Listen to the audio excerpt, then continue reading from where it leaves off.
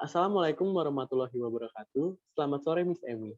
Kelompok kami akan mempresentasikan tentang usaha untuk memperbaiki perekonomian Indonesia di tengah pandemi global. Kelompok kami berisikan Saudari Amorita Kirei Zafira, Saudari Enmoya Miller, Saudari Nabita Aulia, dan saya sendiri Stephen Yogatama. Next. Selama ini, perekonomian Indonesia selalu stagnan di dalam angka 5%. Menurut kami, ada beberapa masalah yang menjadi penyebab dalam masalah tersebut. Tapi untuk masalah utama, ada 3 hal menurut kami. Pertama adalah pembangunan yang tidak merata, kedua adalah kemiskinan, dan ketiga adalah pandemi global yang terjadi pada tahun 2020 silam, yaitu COVID-19.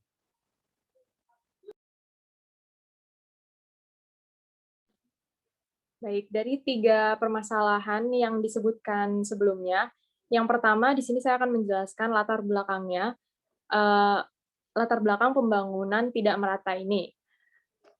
Yang pertama adalah pemerintah terlalu berfokus kepada pembangunan di Pulau Jawa, sehingga pembangunan di Pulau Sumatera, Kalimantan, Sulawesi, hingga Papua masih terbelakang. Yang kedua, ada minimnya akses masyarakat pedesaan. Yang dimaksud di sini adalah fasilitas masyarakat di pedesaan untuk menjalin hubungan atau pembangunan seperti jembatan dan lain sebagainya. Next. Dan masalah selanjutnya adalah kemiskinan. Pada dasarnya, kemiskinan di Indonesia sudah terjadi sejak zaman dahulu, di mana pemerintah Indonesia tidak dapat menekan angka kemiskinan dari tahun ke tahun. Bahkan kemiskinan sudah menjadi pekerjaan yang serius untuk pemerintah, yang serius harus untuk ditangani. Kemiskinan menjadi salah satu permasalahan utama dalam pembangunan ekonomi di negara berkembang. Kemiskinan di Indonesia dapat merupakan sebuah permasalahan yang sampai saat ini masih menjadi permasalahan utama di Indonesia. Pemerintah tidak hentinya mencari jalan keluar terus-menerus yang akhirnya akan diimplementasikan kepada masyarakatnya yang mendapati keterpurukan ekonomi. Terlebih saat ini di Indonesia sedang terjadi pandemi COVID-19 yang akhirnya makin memperburuk perekonomian di masyarakat Indonesia. Dan menurut data BPS, presentasi penduduk miskin per September 2020 naik menjadi 10,19%, meningkat 0,41% pada Maret 2020 dan 0,97% pada September 2020. Dan sudah terhitung sebesar 26,42 juta jiwa per periode Maret 2020. Selanjutnya adalah anggapan bahwa bekerja di kota lebih menjanjikan daripada di desa. Padahal itu salah karena untuk saat ini, terlebih ketika pandemi saat ini, pekerjaan banyak sekali dibutuhkan. Jadi menurut kami bekerja dimanapun, asal itu bagus, itu tidak apa-apa. Jadi tidak harus di kota yang akhirnya akan makin menambah populasi di kota tersebut gitu. Dan memperbanyak pengangguran di kota tersebut gitu. Dan selanjutnya adalah overpopulation atau overpopulation yang akan menimbulkan bertambahnya kebutuhan. Next.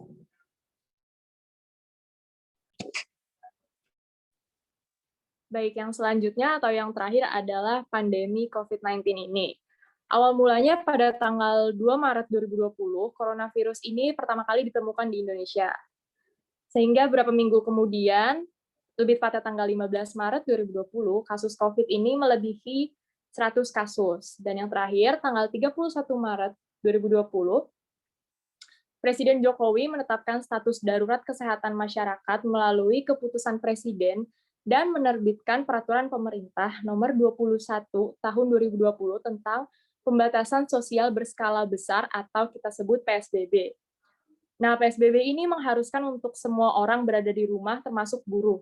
Dampak yang disebabkan oleh COVID-19 ini bukan hanya pada buruh, yaitu ada pembangunan dan juga meningkatkan kemiskinan dan semua permasalahan yang menyangkut ekonomi lebih diperparah oleh adanya pandemi ini. Sehingga perekonomian terhenti untuk mencegah terjadinya penularan virus ini. Lanjut. Baik, teori yang kami gunakan untuk menganalisa kasus-kasus tersebut adalah Neoclassical Growth Theory dari Robert Solow dan Trevor Swan, di mana mereka mengatakan bahwa modal tenaga kerja dan perkembangan teknologi adalah 3 faktor yang paling mempengaruhi pertumbuhan ekonomi. Kenapa? Karena peningkatan jumlah tenaga kerja ini akan meningkatkan pendapatan per kapita, dan dengan adanya teknologi modern yang berkembang, pendapatan tersebut akan lebih meningkat sehingga menghasilkan hasil yang positif. Namun, teori ini juga memiliki beberapa kelemahan. Yang pertama, cakupan yang sempit. Kenapa? Karena seperti yang sudah dijelaskan tadi, teori ini hanya berfokus pada 3 faktor utama tanpa memikirkan faktor-faktor lain yang sifatnya non-ekonomi seperti stabilitas politik, populasi, institusi sosial, dan lain-lain. Yang kedua, ada perkembangan ekonomi yang dianggap bukan proses yang berlanjut. Sedangkan teori neoklasik ini percaya bahwa pertumbuhan ekonomi itu adalah proses yang berlanjut, sehingga mereka tidak bisa menganalisa kemungkinan fluktuasi selama pertumbuhan ekonomi. Yang ketiga, tidak adanya intervensi pemerintah. Tidak adanya intervensi pemerintah ini dapat berdampak buruk karena pasar ini akan bersifat terlalu bebas, sehingga pemerintah tidak bisa membantu membuat kebijakan untuk pertumbuhan ekonomi dengan menyesuaikan dengan kebutuhan. Dan yang terakhir adalah teori ini hanya berlaku untuk negara berkembang, karena beberapa kebijakan dari teori ini tidak bisa diberlakukan oleh underdeveloped countries.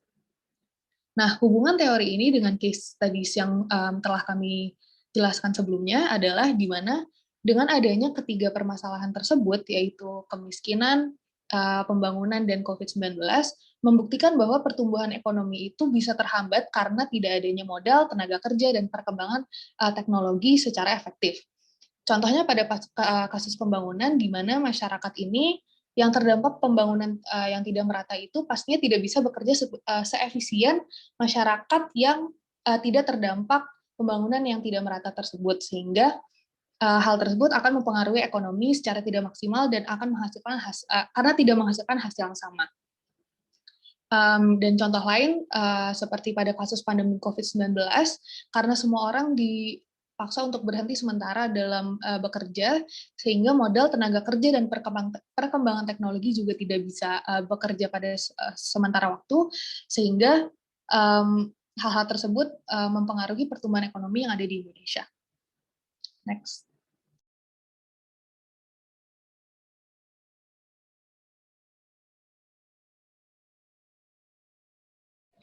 Dan dari ketiga masalah tersebut, kebijakan yang menurut kami sangat tepat untuk dilaksanakan saat ini adalah yang pertama, untuk pembangunan tidak merata itu perlu dilakukannya pengeluaran APBD sesuai dengan daerah yang memiliki potensial baik untuk pariwisata maupun sumber dayanya. Yang kedua, untuk kemiskinan, sebaiknya memberikan sarana dan fasilitas pendidikan soft skill maupun hard skill yang semestinya. Kemudian membuka lowongan pekerjaan yang memadai, khususnya kepada para pegawai-pegawai yang saat ini sedang di PHK karena dampak dari pandemi COVID-19. Dan selanjutnya untuk kasus kejahatan yang berdampak kepada kemiskinan di Indonesia, yaitu memperketat keamanan daerah yang memiliki tingkat kejahatan tinggi, memberikan edukasi sekaligus memberikan efek jera dengan cara melalui lembaga permasyarakatan, yaitu lapas. Dan yang ketiga adalah kebijakan yang perlu dilakukan untuk mengatasi dampak perekonomian dari COVID-19 ini adalah yang pertama, menekankan pertumbuhan kasus COVID-19 di Indonesia dengan melakukan vaksinasi yang merata kepada seluruh masyarakat di Indonesia, kemudian mengeluarkan dana segar atau dana darurat berupa tunai yang bisa dicairkan dan diterima langsung seperti yang sekarang sudah telah didistribusikan, yaitu BLT atau bantuan langsung tunai. Dan jika penerimaan tepat, maka dampak akan terasa signifikan, sehingga daya beli masyarakat pun akan semakin meningkat. Dan yang terakhir adalah memberikan insentif pajak untuk wajib pajak terhadap wabah COVID-19. Jadi roda perekonomian yang menurun drastis dan menyebabkan penurunan pemasukan para pelaku usaha. Hal ini sebagai upaya peringanan beban kepada pelaku usaha untuk mempertahankan usaha mereka tersebut.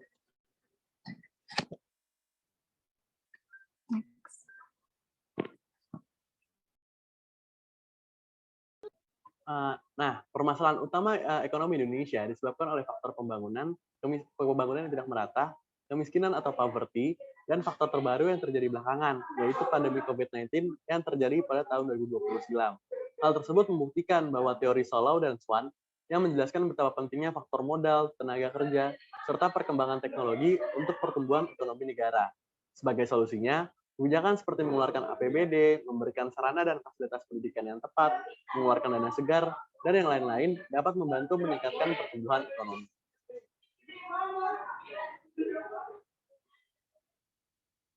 Next, berikut adalah referensi yang kami gunakan untuk memperkerjakan presentasi berikut.